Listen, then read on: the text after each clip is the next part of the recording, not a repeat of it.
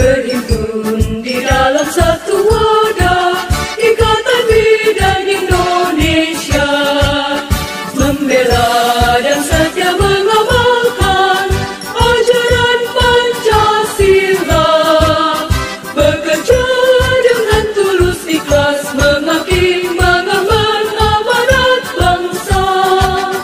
Ingatlah sumpah jabatan kita kepada Tuhan yang kita ikrarkan bersama, selalu jadikan pegangan.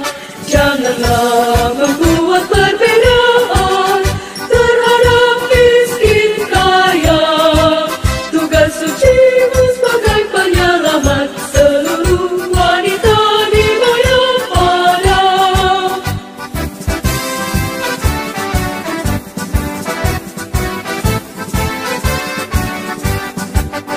Ingatlah sumpah jabatan kita kepada Tuhan yang kita ikrarkan bersama, selalu jadikan pegangan. Janganlah membuat perbedaan terhadap miskin kaya. Tugas sucimu sebagai penyelamat seluruh wanita di Mayapada. Tugas sucimu sebagai penyelamat seluruh wanita di Mayapada.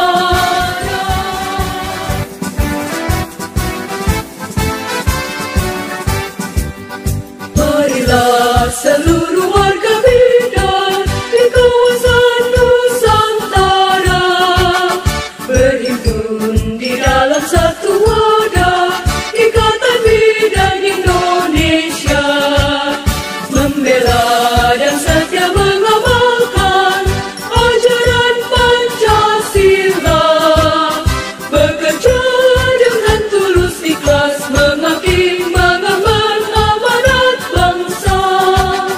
Ingatlah sumpah jabatan kita kepada Tuhan yang kita ikrarkan bersama, selalu jadikan pegangan.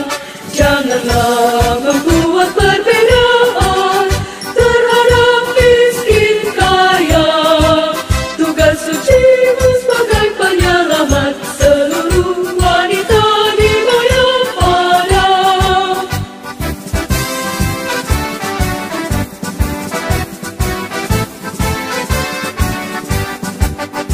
Ingatlah sumpah jabatan kita kepada Tuhan.